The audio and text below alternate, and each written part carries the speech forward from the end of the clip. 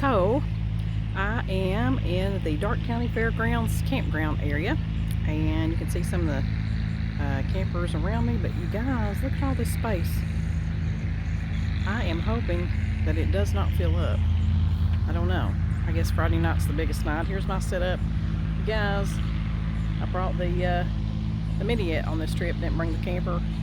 I really love this little setup, and for those of you who know who you are, who commented on my little miniature shade tent and said that it was a ticket booth, and I'm talking about some of my classmates when I first used this setup at our campground, our camp out reunion. It cracked me up. I mean, it looked like it could be selling lemonade, I know. But you all, I love it, and it works out great. I mean, it's just like I open the van doors and I'm right there. It's great. Easy to pack. Takes no time to put up, so it's one of the best things I've ever purchased. So I'm gonna turn this around here and show you. So I got set up and had a bite of dinner, and I went over to the Annie Oakley Festival headquarters tent. Talked to a really nice lady there, and got this booklet, everything that's happening throughout the festival. And you guys, they also got a tour. They're doing tours on Saturday and Sunday of the Greenville area. This is in Greenville, Ohio. I'm going to tell you everything about it later, but this is in Greenville, Ohio. And so I'm going to be taking a tour of the town and explore that. So I thought that was really neat. So where I am set up now, you can actually walk directly across the campground to the actual festival area. So I'm trying so you can see. It's just right over there. This is so cool, you guys. I'm so excited. So be checking with you in just a little bit. Let you know what all's going on. The first activity I'm going to go to is the shooting contest. So Annie Oakley, you know, was an expert markswoman, and she was known as Little Sure Shot, and the skills that she had were absolutely amazing. I don't know if you've ever read anything about her. I'm sure you've probably seen TV shows and that kind of thing, but absolutely amazing, her abilities. So in honor of her and part of the festival activities, they have a shooting contest for folks to enter, and the final rounds are happening here in just a little bit, so stay tuned. And this is the first time we've ever done this, actually. I'm presenting them with a check. Again, we thank the Annie Oakley Center Foundation for their wonderful sponsorship of this event. We are giving away, and these are the prizes for the girls. First place earns $300 tonight. Second place will earn $200, and first and third place will get $100.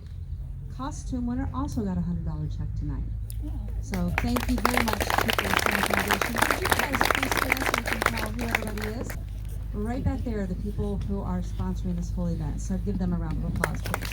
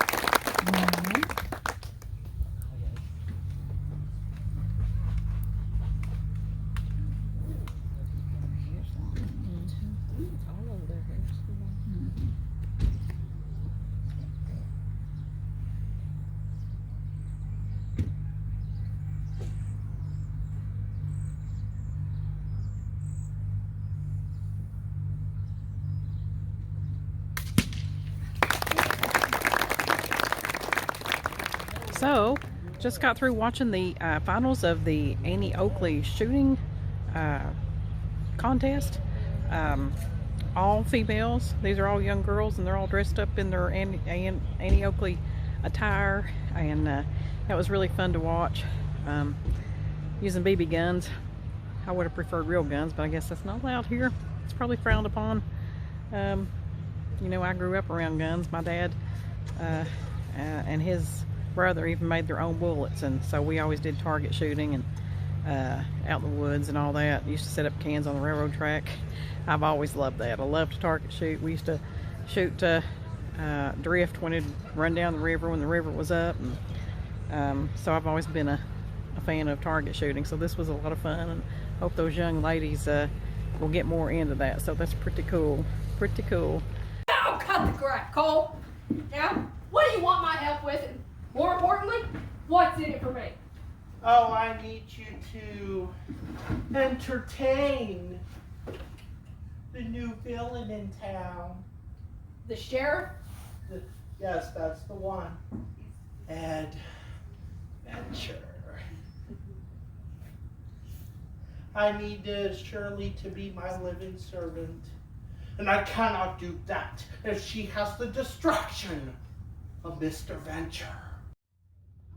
Hey you guys, so I'm having a wonderful time. I just now, if you can see the big tent behind me, I just now finished watching a melodrama that they're putting on here. Actually, this is the first evening, so there wasn't hardly anybody here. The first official performance, I think, is going to be tomorrow.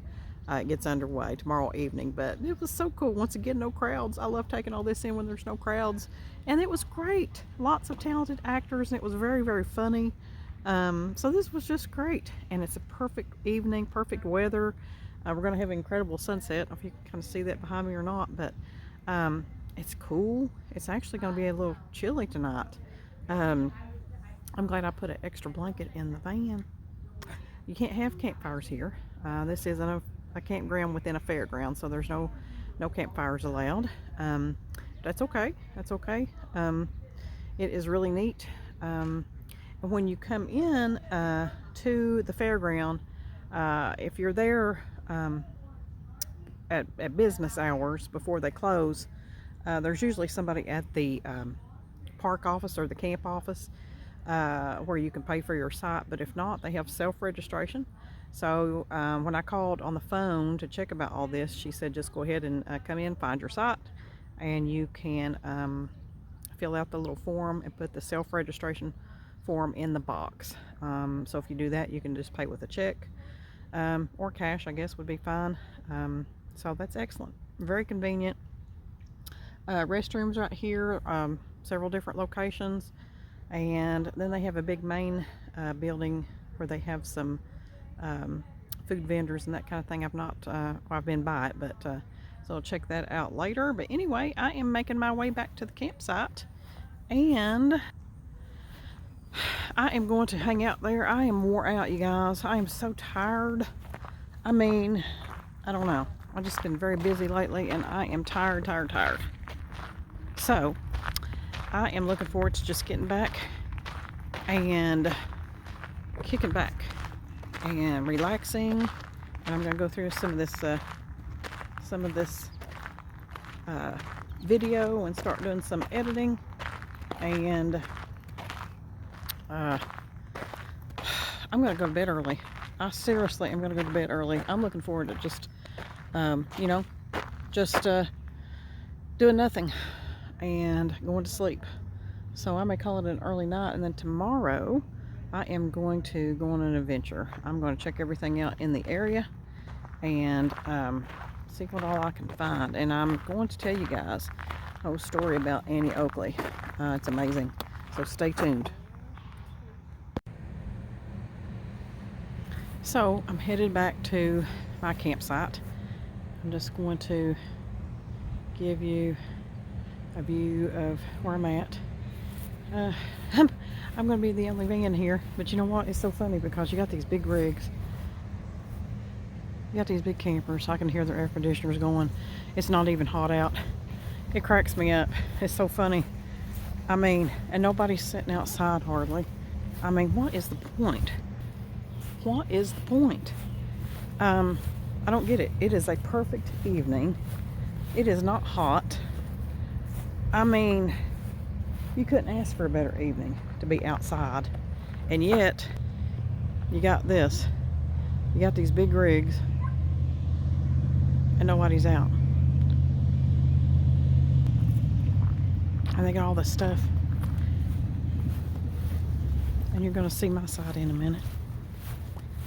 I mean, you don't need all this stuff, you guys. That's part of my, you know, I didn't bring my camper up here. I could have, but you don't need all that stuff. You don't.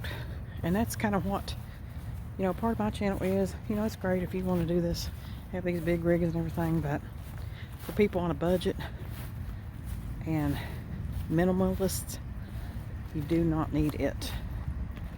So I'm going to show you my site. And there it is. There it is. I'm totally an oddball. Did I ever care? No. So, I'm loving it. I'm loving it. Got my lights hooked up. I'm ready for the evening. Hey you guys, I'm about ready to call it a night, but I just want to show you this. Yep. It's my setup for the evening. Got my lights going on my little ticket booth tent, as some of my friends call it. And look at that moon, you guys. We went from having a beautiful sunset to now this incredible moon. And well, good morning, you guys. So I am sitting here this morning having coffee out of my Galgone camping cup that my kids got me for Christmas a couple years ago.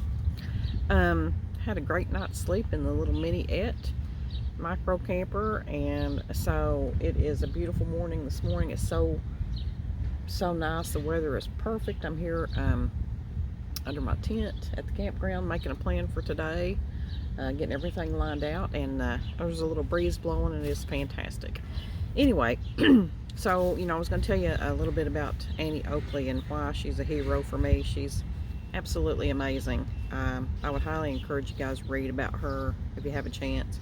So she was born Phoebe Ann Mosley, or Moses. There's a couple different variations of that. August 13th, 1860 in western Ohio up here in Darke County, where I'm at right now. It's amazing because she was born here and she died in the area, but what a life she lived in between. Absolutely amazing. And you probably, what you do know about her probably consists of the Buffalo Bill Wild West show, you know, that she was in, and her marksman capabilities, but so much more than that. But so how she got started was, as a child, there was like several kids in the family. I can't remember how many was in her family, sisters and brothers that she had, but she would go hunting with her dad. I said, you know, while the other girls were playing with dolls and stuff, she was out hunting and trapping with her dad, using his old muzzleloader rifle. And her first shot was at 8 years old, when she, you know, she would be hunting game, and she said later that that shot at 8 years old was still, she considered it one of the best shots she ever made. So as time went on, she just got better and better about hunting game, to the point to where she actually was able to sell the meat to a local store, grocery store that supplied hotels and restaurants in Cincinnati. And with that money, she was able, or she gave to her mother, and they were able to pay off $200 that was on their mortgage. So and they were a poor family, you know, so she helped with that. So then at age 15, she entered a contest. Somebody had set up a contest between her and Frank Butler was his name, and he was the most well-known professional marksman in the country. He traveled across the country and he would challenge people sometimes to go up against him, you know, so that's what he did. And so it says that he kind of when he saw who he was up against, this little 15-year-old girl, he just, I mean, of course, what was he thinking? He would have been like, what is this? And so he hit 24 out of 25 targets, and she hit all 25. She beat him. He was 10 years older than her. So if she was 15 or 15 years old, he was about 25. So I can just imagine. Can you just imagine? But instead of being humiliated or whatever, they ended up dating and they married. They got married and were married for 50 years. Incredible. So later, she applied, or she wanted to join Buffalo Bill's Wild West show, and that was big in the time. This is late 1800s. You know, the Indian Wars and everything have come to an end. The Battle of Little Bighorn was pretty much the final Indian War, the big one. And so, you know, you're getting ready to come into the turn of the century, so the Western stuff is on its way out. But Buffalo Bill made, you know, it was another great marketing plan, great business plan. He made a show, a traveling Wild West show that went all around the country, and it was very popular. Has all kinds of things in it. Well, Annie Oakley, she wanted to join the show as the sharpshooter, but he turned her down because he already had somebody. It was a guy, but as luck would have it, there was a steamboat accident, and this guy who was the sharpshooter for Bill was on that boat. All the passengers survived, but his guns didn't. It sank to the bottom, so that left an opening for the Wild West show for the sharpshooter, and Annie got that spot. She got the position. So you know, just seeing how things work out. So she joined the Wild West show and traveled with them, and later Chief Sitting Bull, who was, of course, you know, behind defeating the Custer's last stand at the Battle of the Little Bighorn, he was also in the Wild West show for a while. But at one time, I think it was like 1884 or something like that, he was, you know, he had seen one of her performances, I think up in Minneapolis, and he was so impressed. He sent $65 to the hotel where she was staying because he wanted a autographed copy, an autographed picture of her. So what does she do? She sends back the money with a, you know, love Annie, whatever, and said that she would call him. So I guess by then they had, I guess, the first telegraphs or whatever. So she got in contact with him, and they became close friends, and, you know, joined the Wild West show together. And Chief Sitting Bull, he actually was so impressed with her and just thought so much of her, he adopted her. He adopted her, and he's the one who gave her the name Little Sure Shot, her nickname that stuck with her for the rest of her life. And is actually, well, the Sioux name for that was Watanya Cecilia, or Watanya Cecilia, but it stands for Little Sure Shot. So it was really interesting, and he reportedly gave her a pair of moccasins that was worn by somebody in the Battle of the Little Bighorn. I often wonder what became of those. I really wonder what became of those. And like her, well, I'm fixing to go to a museum after a while. I may find out more information about that, but, you know, they never had any children. Her and Frank never had any children, so I'm just wondering where all that stuff went. Knowing her, though, and I'll tell you a little bit about that later, she may have donated a lot of that even back then, because she was a true person about, you know, wanting to build community and that kind of thing. What else? In the Spanish-American War, when that was going on, she offered to raise a regiment of lady sharpshooters at no cost to the government, and do you know they turned her down? I don't know why. I mean, knowing how well she could shoot, and, you know, what she could do with training people, and they turned her down. Why? Because she was a woman? I don't know. There was an incident where she sued William Randolph Hearst. Apparently there was a newspaper article with slander. She sued him for slander because it had reported that she had a cocaine habit and that she had stole something to pay for her cocaine habit. But this time she had a reputation that everybody knew that there's more than likely nothing like that was true. So she was very, very upset, and she didn't quit until she won the case. $27,000. She won $27,000 in that suit against William Randolph Hearst. And back then, that's a lot of money. I mean, it's a good chunk of change today, but back then, wow. So it was the biggest libel suit that had been seen in that country at the time. Amazing. She shot at Wimbledon, performed there, but you know, she was a big encourager of women and equality, you know, equal pay for equal work, women's suffrage, women's rights. You know, she may have been, if you know, you think somebody maybe with that kind of marksman skills and the love for the outdoors that she had in the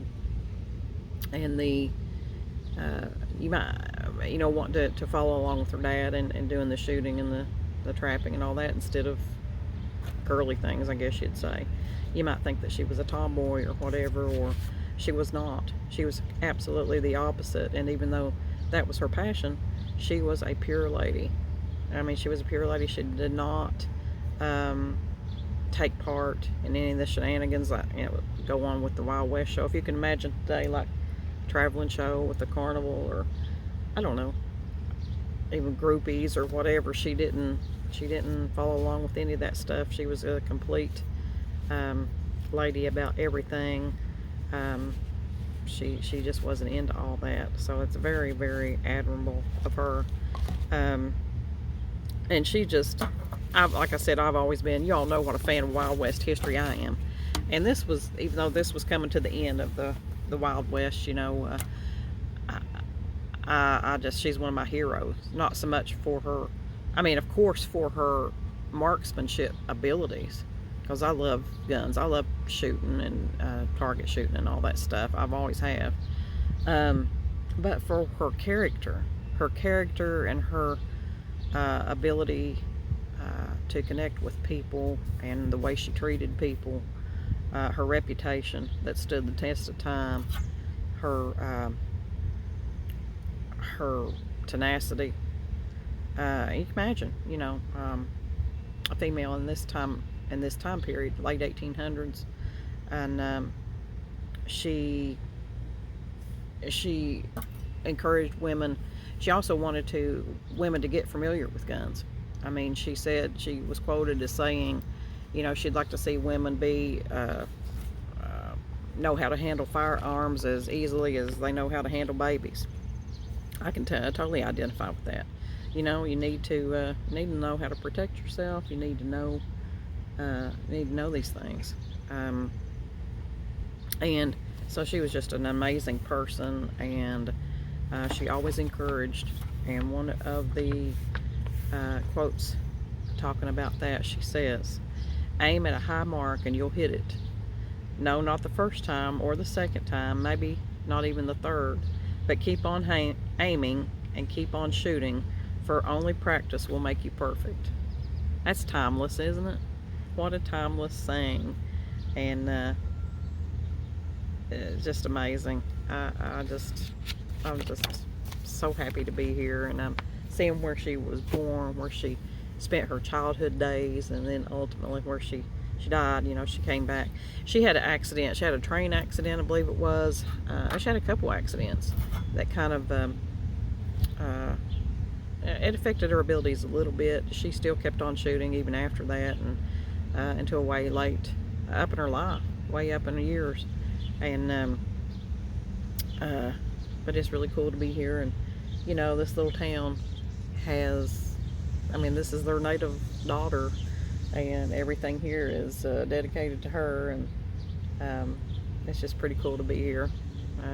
You know, a trip centered around one of my heroes is totally awesome. So, you know, her and Frank were married for 50 years, And do you know, she died first. Even though she was 10 years younger, she died first. And it says he was heartbroken, and he died 2 weeks later. They died within 3 weeks of each other in 1926. I mean, that itself too. I mean, what an incredible love story. You know, how they met, and you know, she beat him in the shooting contest, and you know, just she stole his heart, and they married and traveled the world together, you know, and then ended up dying pretty much together. It's just an incredible love story as well. So everything about her is just fascinating to me. If you get a chance, read more about it. All right, I got to get some clothes on. I got to drink my coffee, get some clothes on, and go exploring. Check in with y'all later. Have a great day.